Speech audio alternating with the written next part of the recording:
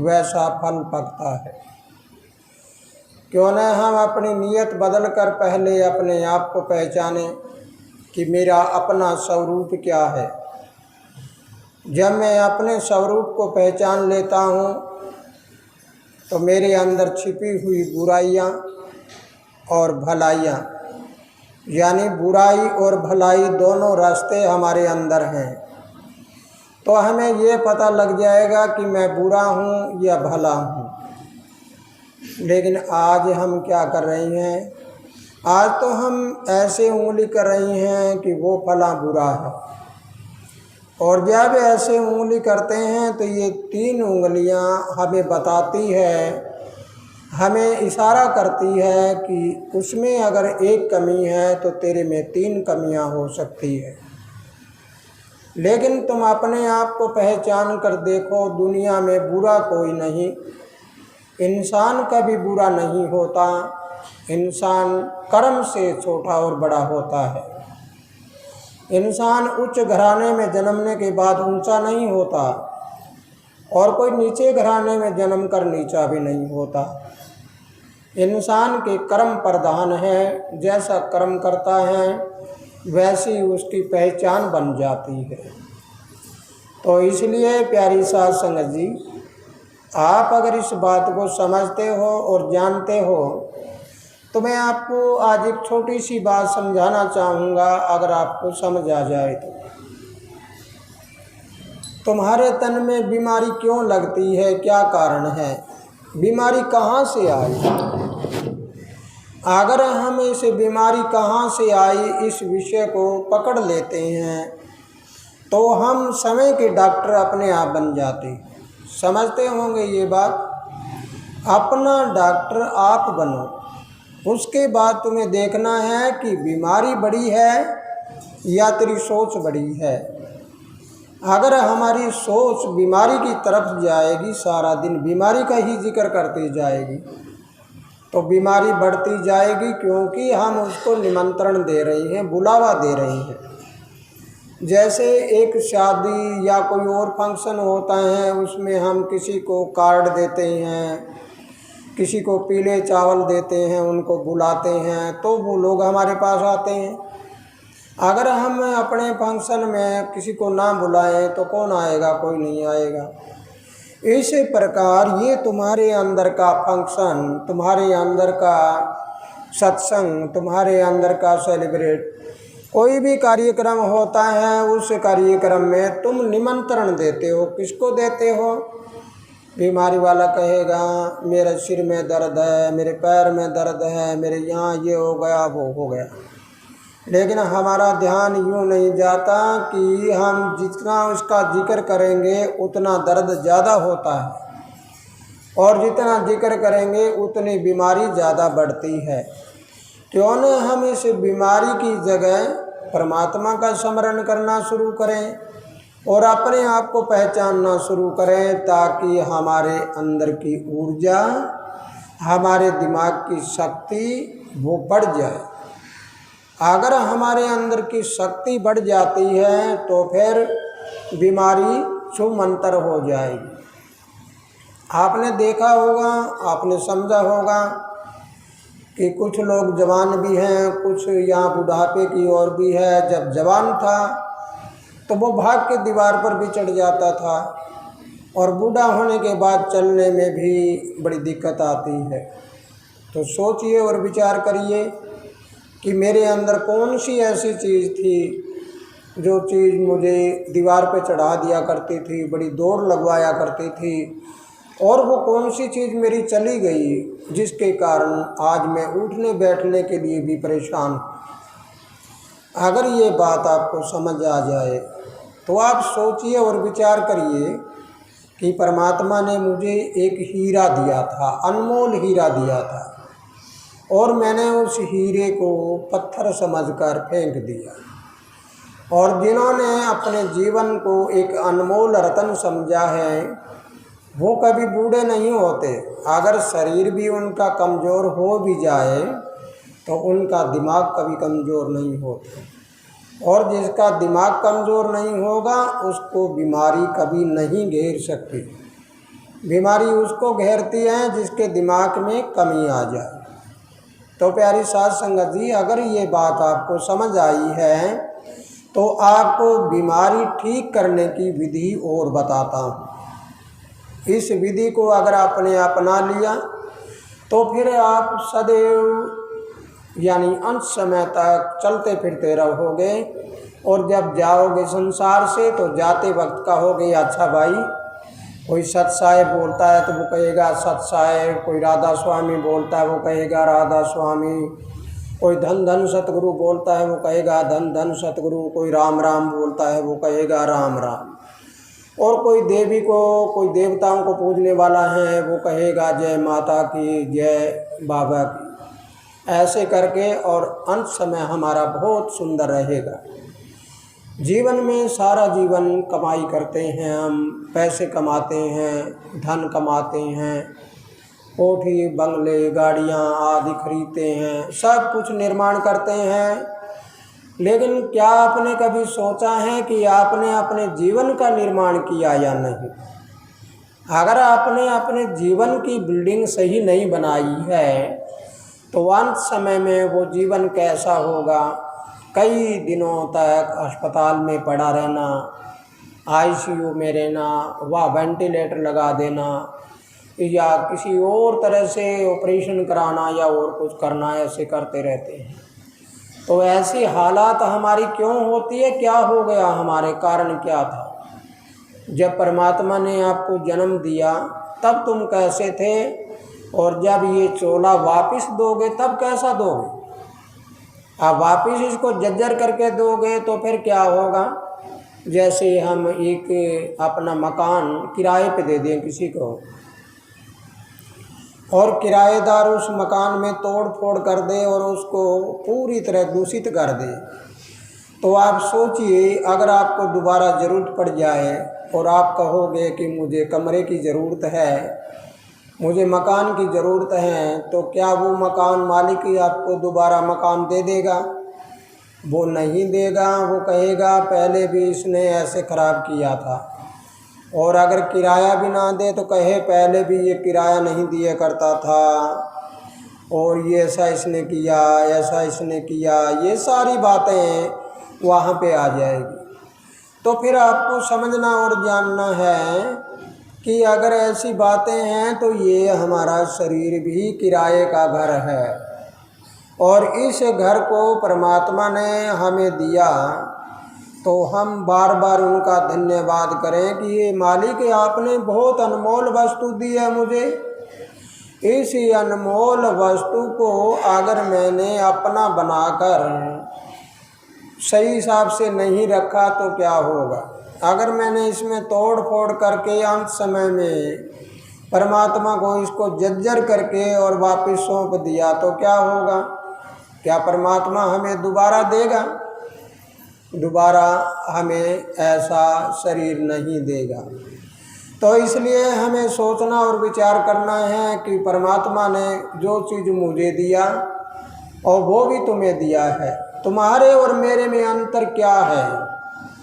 तुम बहुत गहराई से सोचो और विचार करो।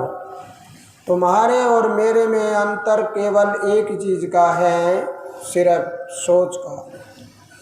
मेरी सोच हमेशा ऊपर वाले के पास रहती है और प्रभु से अरदास करता हूँ कि हे मालिक परमपिता परमात्मा, पूरी दुनिया मेरा परिवार है, मेरी परिवार में कोई भूखा नंगा ना रहे, कोई बेघर ना रहे, कोई बीमार ना हो, और सबका जीवन मंगलमय रहे। और आप लोगों की सोच क्या है?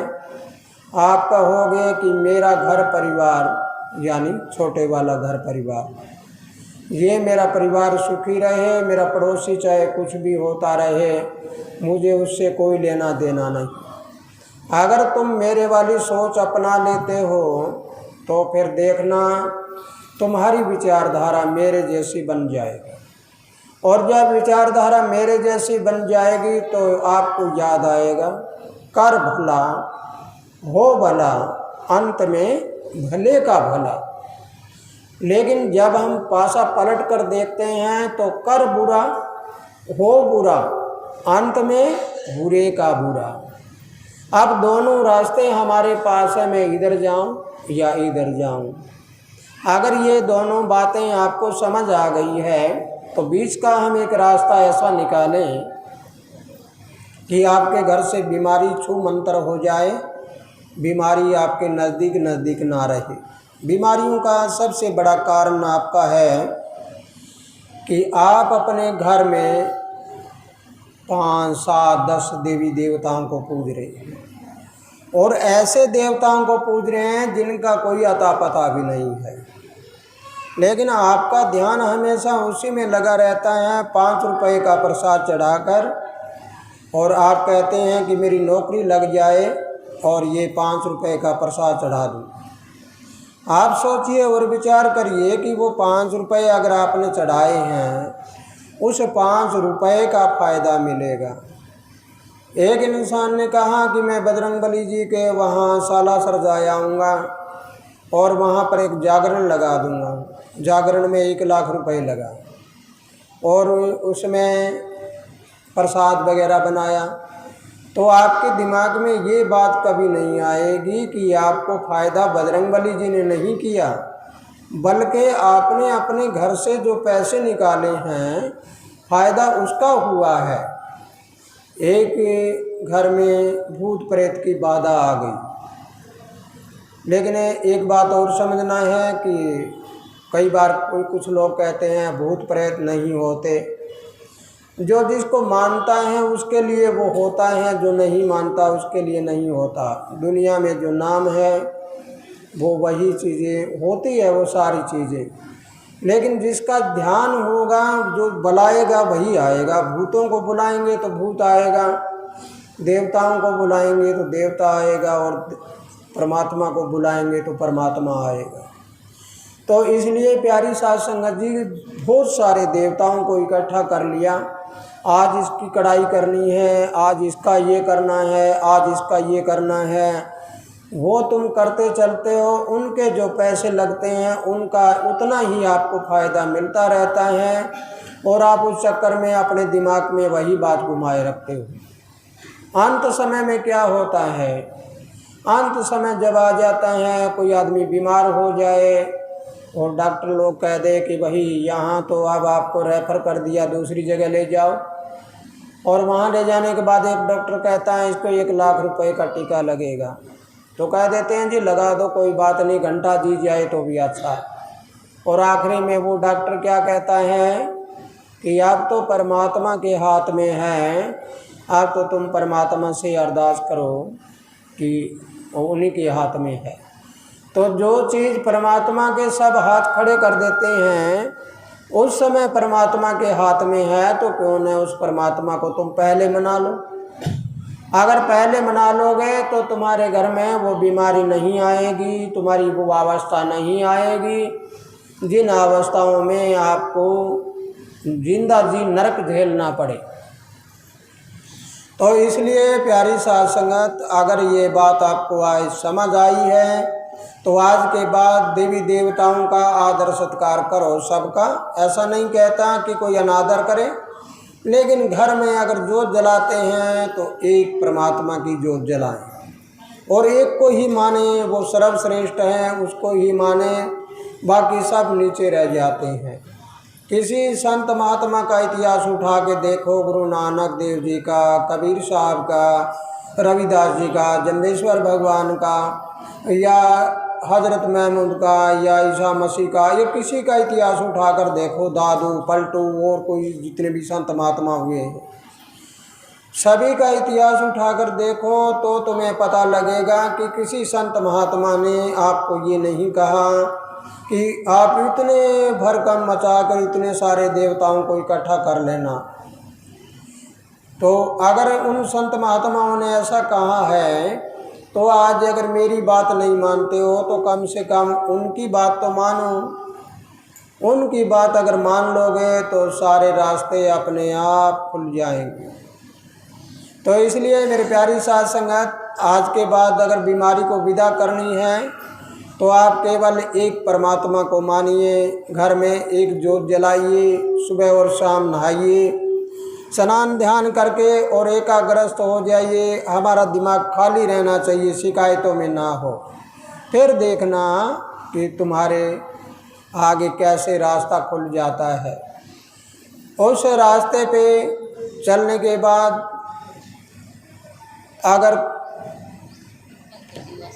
अगर तुम्हें आगे इस पे चलते रहना, अन्यथा इस बात को मत मानना।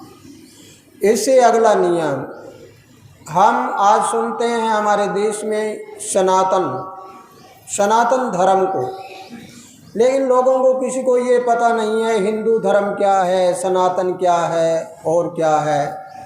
वो कहता है मैं ये हूँ, वो कहता है मैं ये हूँ। अगर ये बात आपको समझ आती है तो सही सनातन धर्म के जो नियम हैं वो नियम 20 बुरे कर्म तजने होते हैं, 19 अच्छे पकड़ने होते हैं। अगर इन नियमों पर आप चलते हो तो तुम्हारे घर में बीमारी कभी नहीं आएगी। और हम सब मानव धर्म को अपनाएं और उस पर अपना कर चलें, फिर देखो आगे हमारा जीवन कैसा बीतता है।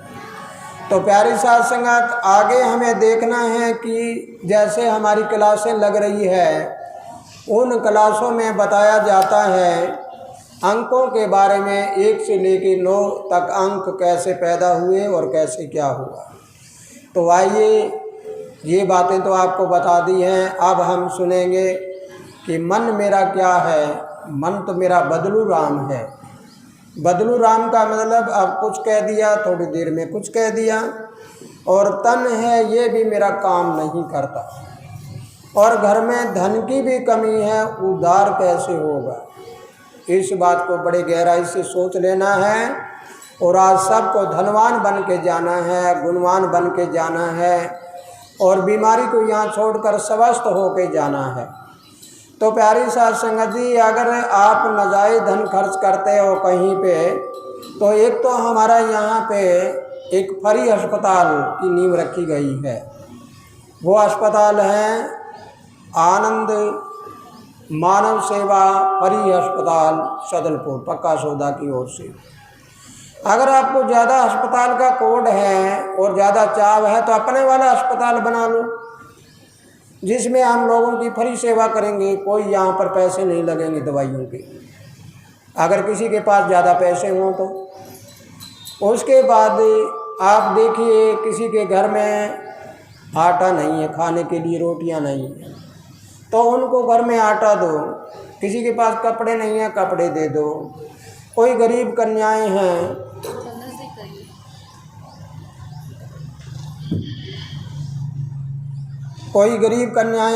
उनकी शादी के लिए किसी के पास कोई धन दौलत नहीं है, तो ज़रा उनके लिए वो प्रबंध कर दो।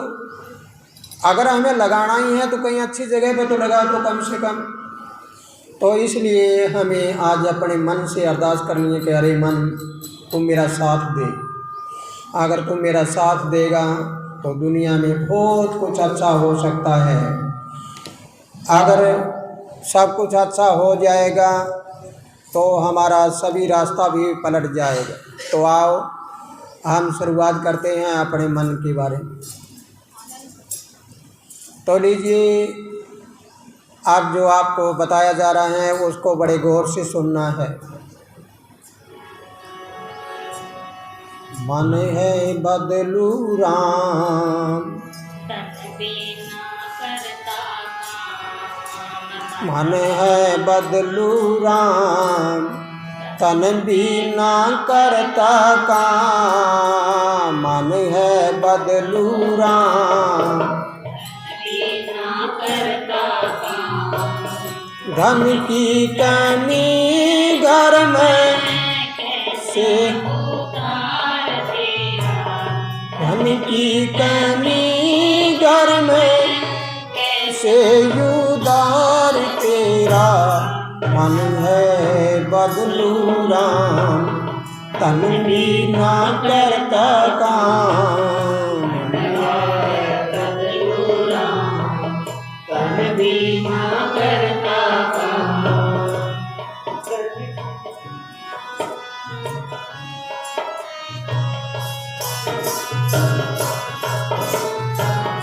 प्यारी साथ संगत समझ आया है आपको?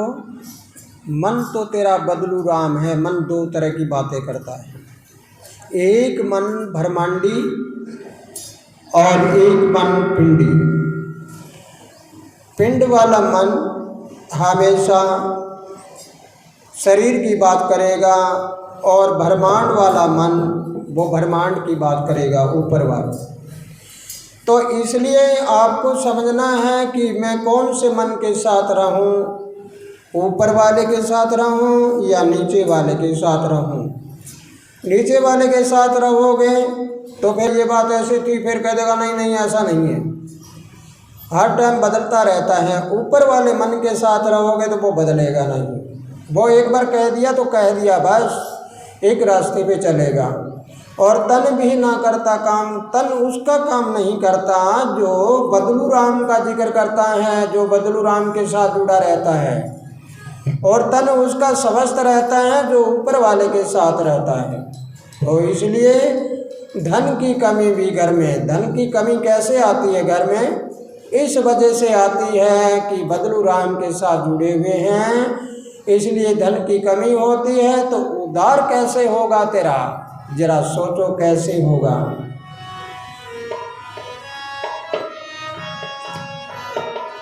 नीचे वाला मन क्या कहता है? मन में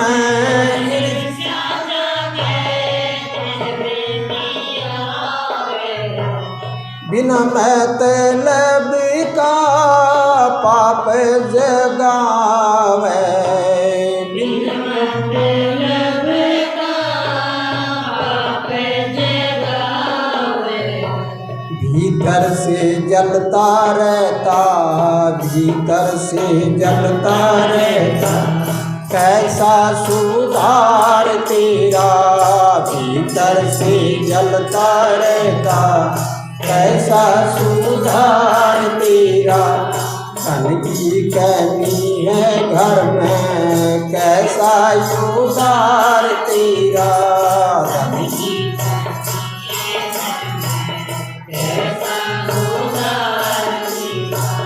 मन है बदलू राम, तन भी ना करता काम। मन है बदलू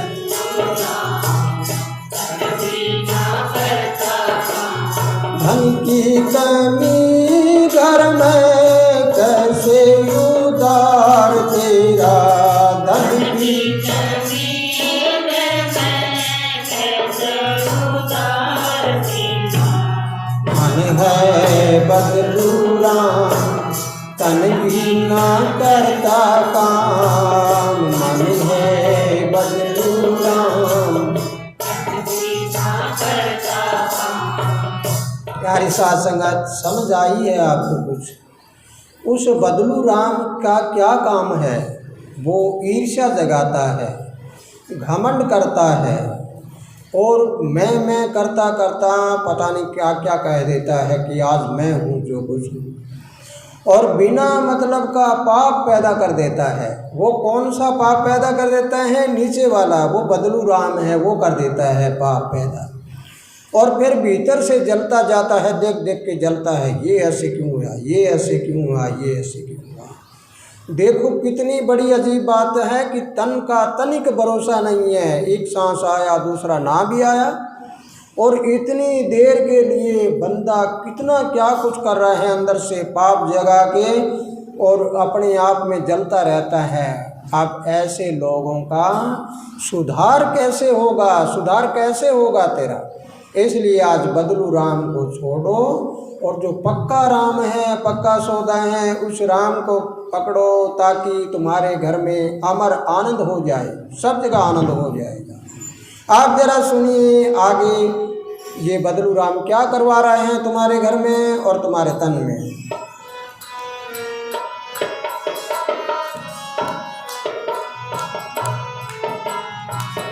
तन में रोग लगावे, धन भी वृथा जाता। तन में रोग लगावे, धन भी वृथा जाता। भीतर प्यारे सबसे नाता तूड़ा, भीतर प्यारे सब तोड़े लेना था, भीतर प्यारे सब तोड़े लेना था। नाता कौन कैसे तोड़ते हैं? जब बीमार हो गया और उसके हलन चलन रह गए तो मित्र प्यारे बेटे पोते सब कहेंगे भाई अब तो ये चला जाए तो ठीक है। देखो तुमने सारा जीवन कमा कमा के उनको दिया और सारा जीवन ऐसे खराब कर दिया, आखिरी में जो तुम्हारा खाना पीना किया, जिसको तुमने पाला पोसा, वही कहते हैं कि अब तो ये चला जाए तो ठीक होगा। फिर क्या होता है आगे जरा बड़े गौर से सुनना, ये सब में बीतने वाली कहानी है। अगर बदलू राम के साथ रह गए तो ऐसा तुम्हारे साथ होगा, अगर उस पक्का राम के जो सथीर राम है उसके साथ रहे तो ऐसा नहीं होगा। रह जाए अकेला कौन, रह जाए अकेला उन पहरेदार तेरा, रह जाए अकेला कौन पहरेदार तेरा। धन की कमी है घर में कैसे उदार तेरा, धन की कमी है घर में कैसे उदार तेरा।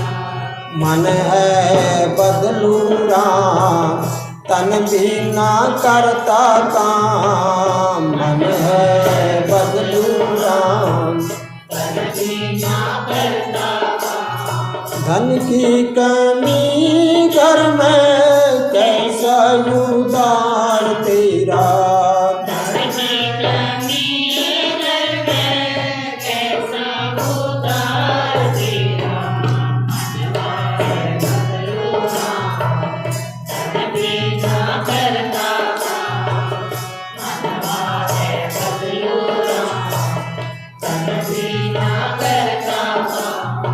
प्यारे बच्चों, प्यारे साथ संगत जी, आप बदलू राम के साथ रहोगे या तुम्हारा सथीर राम है, तुम्हारा हकीकत राम है, तुम्हारा जो चौथा राम है उसके साथ रहोगे। एक राम दशरथ का बेटा, एक राम घट घट में लेटा, एक राम का सकल पसारा, एक राम है वो इस दुनिया से न्यारा। दुनिया से न्यारा राम है उसको कहते हैं विश्व शक्ति, जो इस पूरे ब्रह्मांड को चला रहा है। और उस कारीगर को अगर तुम देखें तो तुम्हारे शरीर को देखो, उन्होंने कैसे कैसे पुर्जे बनाए हैं आपके शरीर के, और वो पुर्जे बनाकर कैसे हमारा यहाँ पर इसका पावर हाउस कंट्रोल रूम बनाया है जो सबको काबू करता है। ऐसे कारीगर के बारे में हमने कभी नहीं सोचा कि ऐसा कारीगर जो मेरा शरीर बना कर दिया है, तो मैं ऐसे कारीगर का धन्यवाद करता करता थकूँ ना, कितना धन्यवाद कर सकता हूँ मैं उसको, तो मैं कुछ दे ही नहीं सकता, पर जिसने मुझे ऐसा दिया उसको। तो ज़रा इसके बारे में सोचना है कि मैं तो अकेला रह जाऊँगा, आखिरी में जब अकेला रहेगा तब क्या होगा, तब तुम्हें याद आएगा कि सारा जीवन बिताया। और वो परमात्मा की छाया जब मरते वक्त तुम्हारे सामने आएगी तब तुम्हें पता लगेगा कि ये सब कुछ मैंने बिता दिया, लेकिन मैंने इनको तो कभी याद किया ही नहीं। मेरा तो असलियत में यही परमात्मा है। तो ज़रा जो तुम कर्म करते हो, बदलू राम जो कर्म कराएगा और ऊपर वाला जो कर्म कराएगा, पिंडी मन कराएगा, ब्रह्मंडी मन कराएगा, दोनों के फल आपको जरूर मिलेंगे। निर्फल कोई नहीं जाता, फल जरूर पकता है। तो इसके बारे में और सुनना है आपको, और बड़े गौर से सुन के अमल करना है इसके ऊपर।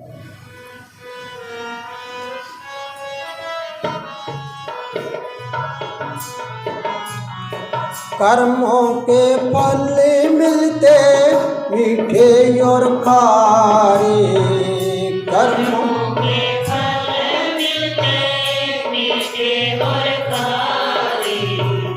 निंदा चुगली कर कर सब कुछ हारे, निंदा चुगली कर कर सब कुछ हारे।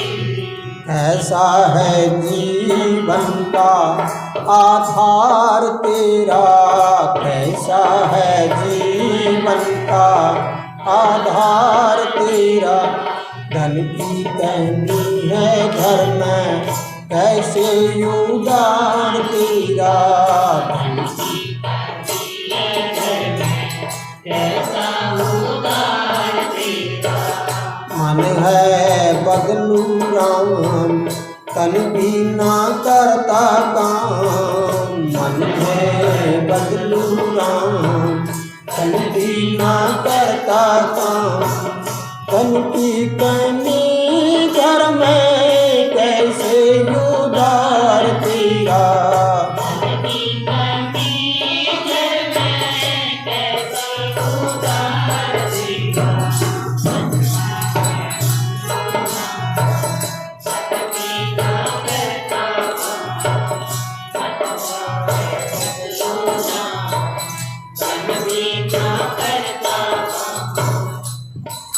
अब आपको समझना है, ये बदलू राम की बात तो आपने सुन ली। अब उस आनंद की बात सुनिए जो आनंद तुम्हारे बचपन में था, जवानी में था और बुढ़ापे में था। सारे आनंद एक तरफ कर लो और एक ही आनंद वो आनंद है जो 24 घंटे हर पल तुम्हें आनंद ही आनंद में रखता है, हंसी खुशी से जीवन बिताता है। आनंद आनंद सभी कहे, आनंद काल का जाल, जो कोई अमर आनंद लखे उसके बेड़े पार। आनंद मिठाइयों में भी आता है, खाना खाने में भी है, बैठने उठने में भी है, किसी को सोमरस पीने में भी है, किसी को खुशी में है। सब में आनंद है, लेकिन वो नशा तो थोड़ी देर बाद में उतर जाता है और वो जो अमर आनंद का नशा है वो सदा आनंदित रहता है, वो कभी उतरता नहीं। उस आनंद को जिसने प्राप्त कर लिया उसका जीवन मंगलमय हो गया और आने वाली पीढ़ियां भी मंगलमय रही। इसलिए मेरी प्यारी साध संगत, उसका रंग केवल एक ही होता है। बदलू राम के रंग तो बदल जाते हैं और वो राम जो राम ऊपर वाला है वो तो हमेशा एक रंग में रहता है। आप सुनिए, बदलू राम का और उस राम का, ऊपर वाले राम का, दोनों का मिलान करके देखिए एक रंग कैसा है।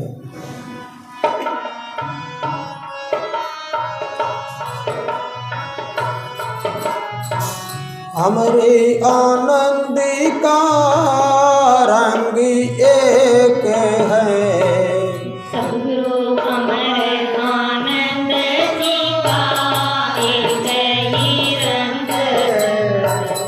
सच्चा सतगुरु रहता संग है। सच्चा सतगुरु रहता संग है। जिसके संग में सतगुरु रहता है और जो एक ही रंग में रंग जाते हैं, उनकी फसल कैसी होती है, उनके पौधे कैसे उगते हैं, उनके कैसे फल पकते हैं, वो जरा और सुनिए। उगेगा पौधा उनका, उगेगा पौधा देखो फलदार तेरा। उग जाएगा पौधा देखो फलदार उनका। धन की कमी हो घर में, कैसे उधार तेरा। धन की कमी हो घर में, कैसे उधार तेरा। धन है बदलू राम, तन भी ना करता काम।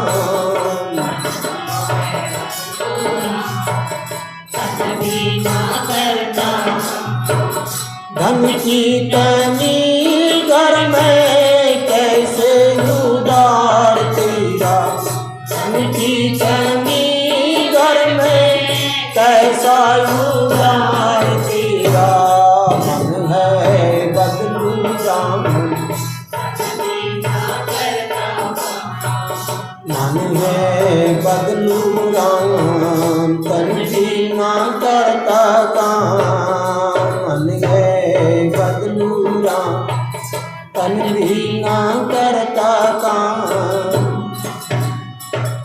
सत्साहे चाहे गुरु तेरे यात्रा। प्यारी साध संगत, अगर ये बात आपको समझ आई है तो आज से आप बदलू राम से पीछा छुड़ा लो। लेकिन एक बात और बताऊंगा कि कभी किसी का बदलू नाम हो तो वो ये मत समझ लेना कि मुझे कह रही हैं। नहीं, मैं किसी इंसान का जिक्र नहीं करता। ये बदलू राम हमारे अंदर बैठा है, हमारे अंदर बैठे हुए बदलू राम का जिक्र कर रहा हूँ कि ये बदलता रहता है, पता नहीं क्या क्या कह दे। हाँ और ना में जवाब होता है इसका। जो हाँ या ना में जवाब हो तो 3 तरह के इंसान होते हैं इस दुनिया में। पहला तो होता है सथिर, जो एक बार कह देता है वो बिल्कुल पक्का होता है। एक होता है 2 भाषी, वो होता है बदलू राम। बदलू राम कहता है कि ये हो गया वो हो गया। और तीसरा होता है चर, चलता फिरता है, न तो वो बदलू राम है न वो पक्का राम है, वो कोई सा राम नहीं है, उसकी कोई गिनती नहीं होती। वो इधर आया, यहाँ क्या हो रहा है भाई, यहाँ कोई सत्संग होता होगा, ऐसे करके चलता रहा। तो यहाँ चाय पानी पी लो और खाना खा लो, चलते रहो, कोई सुनना नहीं ढूंढना नहीं, कुछ नहीं करना उसको। ऐसे होते हैं चर, चलते फिरते। तो इसलिए हमें चलते फिरते नहीं बनना, बदलू राम नहीं बनना, हमें तो सधीर बनना है। हमें उस परमात्मा के बारे में जानना है जो परमात्मा हमारे शरीर को चला रहा है, हमारे सांस लेने के लिए हवा दे रहा है, पीने के लिए पानी दे रहा है और खाने के लिए अन्न दे रहा है। ये सब कुछ उसकी देन है, उस जो हमें दे रहा है लगातार और बिना पैसे के दे रहा है। हम कभी उसको ये नहीं कहते कि इसके बदले में, हवा के बदले में ये पैसे दे दें, वो नहीं होता। लेकिन डॉक्टर के पास जाओगे, ऑक्सीजन लगा देगा तो उसके तो पैसे लेगा, बंदा तो पैसा लेता है, लेकिन ऊपर वाला कोई पैसा नहीं लेता, वो हमें सब कुछ फ्री दे रहा है। इसलिए मेरी प्यारी साध संगत, अगर मेरी बात समझ आई है आपको तो आज पूरे आनंदित हो जाइए और पूरे आनंदित हो के पक्का सौदा में पक्का झंडा रोक दीजिए। न तन में बीमारी होगी, न मन में बदलाव रहेगा, और न घर में धन की कमी रहेगी, और न तुम्हारे चारों तरफ कोई किसी के साथ दुश्मनी रहेगी। सब जगह मित्रता हो जाएगी। सारी दुनिया मेरी अपनी है और सब जगह जहाँ भी देखता हूँ सब मेरे अपने नज़र आते हैं। और ऐसे जब आज़ादी से हम रहे हैं तो हम इस तरह नहीं रहेंगे, चमकते रहेंगे। जैसे हिरन है, बड़ी मोटी मोटी आँखें होती है, सुंदर होता है, लेकिन पीछे शिकारी का डर होता है, इधर शिकारी ना आ जाए, इधर ना आ जाए, इधर ना आ जाए, इधर ना आ जाए।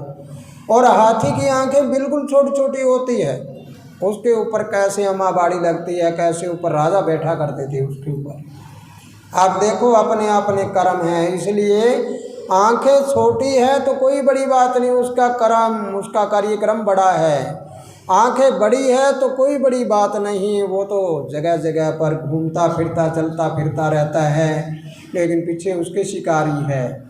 इसलिए अपने आप को समझना है, अपने आप को जानना है कि अगर मैंने ये बात जान लिया तो फिर मेरे दिन दूना रात चौगुना आगे कार्यक्रम बढ़ता रहेगा। प्यारी साध संगत, एक बात और समझना है, अगर आपको धन की वृद्धि करनी है, कई जगह इसके बारे में विपरीत बातें भी होती है। जितनी आमदनी करते हैं उसका 10वां हिस्सा आप पुण्य कर्म में लगाएं।